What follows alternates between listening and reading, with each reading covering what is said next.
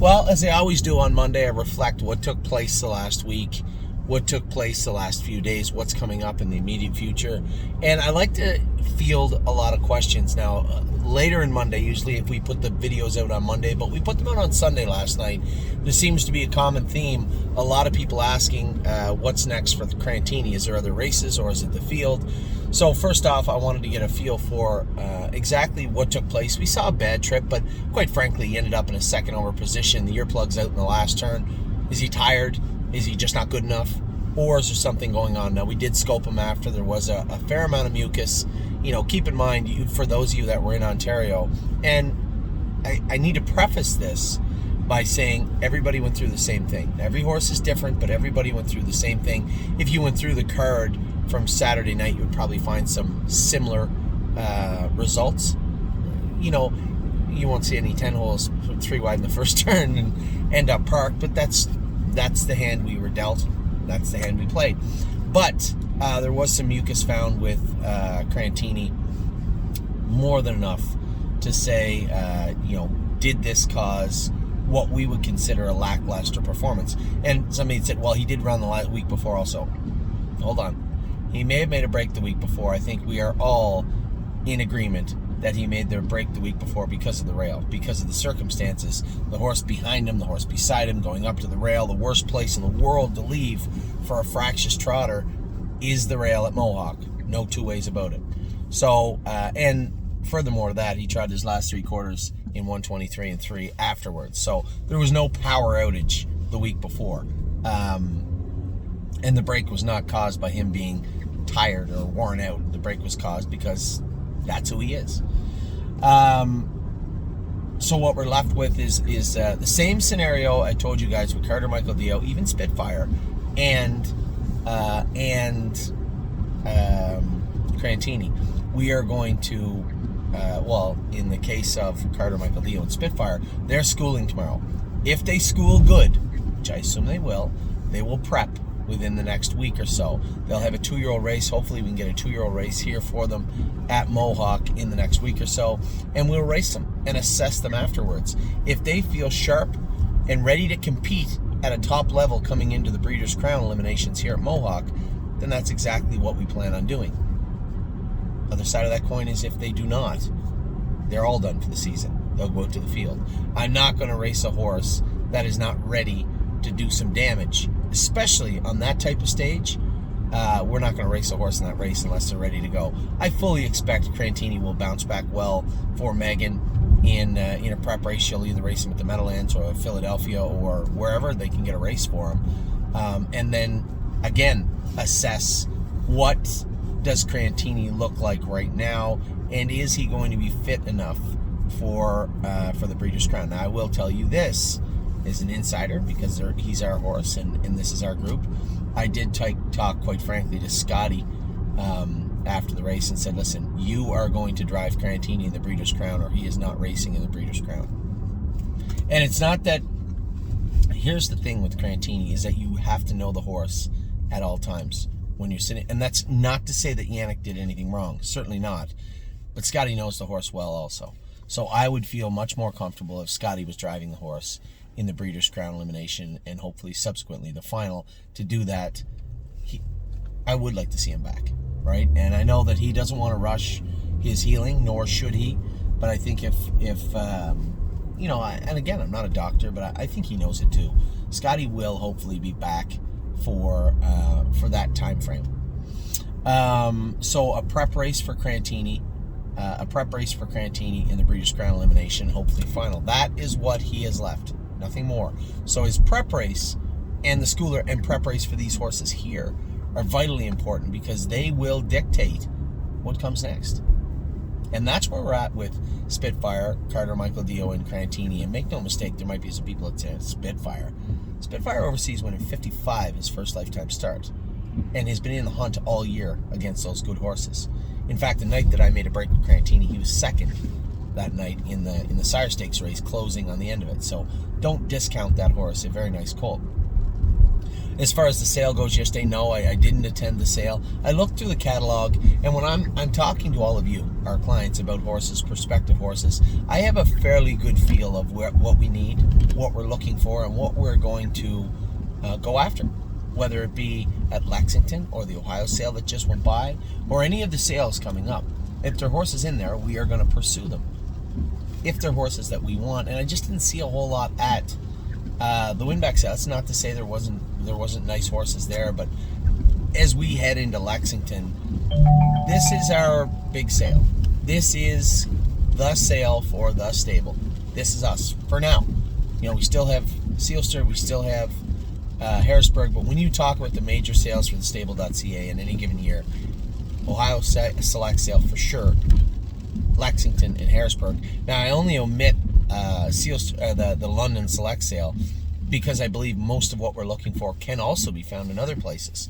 So although we will be at the London Select sale, and we likely will purchase there, it's not regarded for us in the same on the same level as the Ohio Select sale or Lexington or Harrisburg. The reason I elevate the Ohio Select sale is because that's virtually the only place, except for the last day in Ohio, or the last day in Lexington, and the later in the sale in Harrisburg, where you can find those horses, where you can find there's 3 or 4 Ontario breds on day one, Lexington, let alone scattered throughout the book in Harrisburg, and again later on in the book in Lexington. So there's more of an opportunity to get our Ontario horses throughout other sales, where the Ohio Select sale that's a select sale. That's Ohio.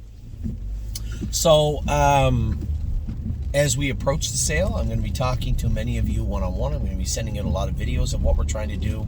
We have a big task ahead of us in Lexington. One, I guess first and foremost, is to populate our barn for what will become our 2023 season, our stake season. The first wave outside of Ohio, I think we did a tremendous job. In Ohio, I was 100% correct when we got there. I had mentioned to a couple of clients, this sale's going to be a little bit weaker than the last two for a number of reasons, and I don't want to go into that or outline what I thought would drive that narrative. But it actually was, in fact, we came in under budget and we got everything we wanted. Now, I also told you that the top end horses in the sale, my top picks, might also bring a lot. We were only able to secure the 3rd top filly that I picked, but we got the top 4 colts, I believe. Got the most expensive and what I would consider one of the best pacing colts in the sale. If you guys want pacers, fine. But we're going to buy quality pacers. We're not just going to buy horses that, again, we talk about the different ways we train or we buy horses. You never want to buy with hopes and dreams. So hopes and dreams will come with every horse, but buying a horse for next to nothing and assuming that can become a top caliber stake colt is unfair to that horse and rarely comes to fruition. Buying horses accordingly will. But we have to be comfortable doing that, and that will be the theme. I need you to understand that as we head into Lexington, is that we are going to have a wide variety of horses. We are going to have some horses that might be that lower end, but we need to buy them with the understanding that expectations moving forward will be that they are bought accordingly, and if they get better and turn into better horses, great. If they don't, we still have a nice horse to race in any jurisdiction.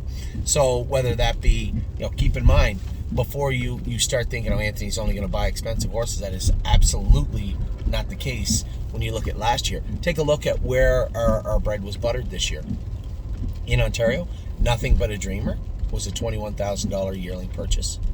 Probably, I think, our best Ontario bred. I don't want to miss anybody. I think he's our best, or one of our best Ontario bred purchases last year. A very affordable, moderately priced colt, nice colt. Next, when you go to Ohio, Swinging Senorita, I think, was 22 to 27. We did have a flop. I'm not trying to sugarcoat everything. High Enterprise, massive flop, $51,000. We took off the table there. All these lights about. Who else do we have? The other fillies, Coupe de Ville, same type of thing. That 20 to 30 range is always strong for us. Who's Leadcore? is always strong for us. Now, next, when you go to Pennsylvania, now pay attention. We bought Carter Michael Dio for $25,000. We bought Crantini for $35,000. Spitfire Overseas was $25,000. It's not lost on me that the bulk of our talent was built and bought in that $20,000 to $40,000 range. And it's not to say that anything else was a failure. Obviously Brace for Landing hasn't made his way to that top echelon yet, but there's lots of signs of talent there. Then we had 3 Point Blue Chip, obviously, Una Madonna. Those were pretty successful stories in their own right. So we know what we're looking for. We need to, obviously look at what we need, where we might get it. Always pay attention to value and bang for your buck when it comes to the yearlings. But as I said, there's a number of people that have asked us to look for and procure a wide array of horses. Where is my wife? Anyway, with that being said, I wanted to make sure I came out and told everybody what was going on. We have horses selling today. We're going to be buying horses today. We're going to be moving horses around throughout the week. We have horses in to go at Northfield on Wednesday. We may have a horse or two in at the Meadows on Friday. We have our best filly, Swinging Senorita, racing for $300,000 on Saturday. Then we have the entirety of the Lexington sale and all the coolest part of this year, I think, because all this is academic. We have to do all this. I have to get all this done. The show we're going to put on in Lexington is going to be super cool, I think. That all starts the Sunday before Lexington. And then, obviously, on our way home, we race in the Constellations in Dayton also. So, lots going on this week. If you have any questions, message me. I did want to address the questions surrounding Crantini, as a number of people have asked today. And hopefully that you now understand where I'm coming from. It'll be up to the horse. It'll be up to Carter, Spitfire, and Crantini, where, if, when they race for the remainder of 2022. So, with that, I'll let you go. It is rainy, miserable day here in Ontario, but you know what? It's warm in the car. I hope you guys are having a good start to the week. Take care.